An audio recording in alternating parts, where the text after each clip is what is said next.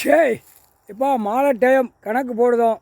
விஷ்ணு பிரம்மா எப்பா ரெட்டலை சின்ன காரிய அவள் ஆத்மா அவுத்து விட்டாச்சுப்பா. சென்னை மெட்ராஸில் ஃபுல்லாக அலசி பார்க்க விட்டுட்டாரு ஐயா. கடவுள் விட்டுட்டார்.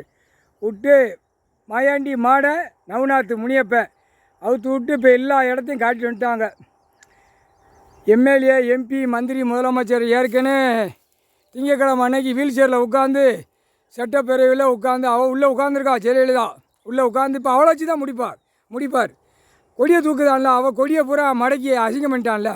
அவள் கொடியை அசிங்கம் பண்ணிட்டாங்க. அவளை கொண்டுட்டாங்க. அவளை உயிரோடு இறக்கிட்டாங்க.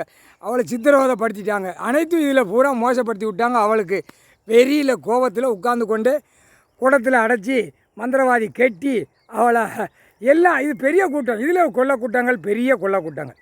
இப்போ நவநாத் முனியப்பன் முனியாண்டி போய் அவுத்து விட்டு அவளை கொஞ்சம் அப்படி வெளியே விட்ட உடனே சந்தோஷமாக ஐயாவை பார்த்து கடவுளை பார்த்து கையெடுத்து கும்பிட்டா. கடவுளே இந்த பேக எல்லாம் என்ன செய்யணும் அப்படின்னு சொல்லி கேட்கா. அங்கேருந்தே கேட்கா, சென்னையிலேருந்து ஐயாவை பார்த்து. நீ ஐயாவை பார்க்க வேண்டாம், இங்கே நாங்கள் 2 பேர் இருக்கோம், எங்கிட்ட கேளு அப்படின்னு இவங்க 2 பேர் பதில் சொல்லியிருக்காங்க. முக்கால் சத்தியம். 2 பேர்னா யார்?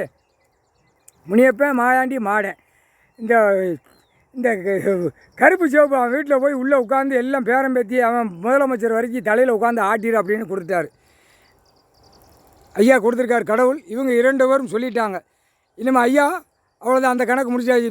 இனிமேல் அவளுக்கு போடுற கணக்கு நாங்கள் நவநாத் முனியப்பன் முனியாண்டி கணக்கு போடுவோம். முக்கால் சத்தியம். புரிஞ்சுக்கோப்பா. அவளை ஆட்டை விட்டாச்சு. எம்எல்ஏ இப்போ விருதுநகர் மாவட்டத்தில் அவள் ஏற்கனவே வாசிக்கான்.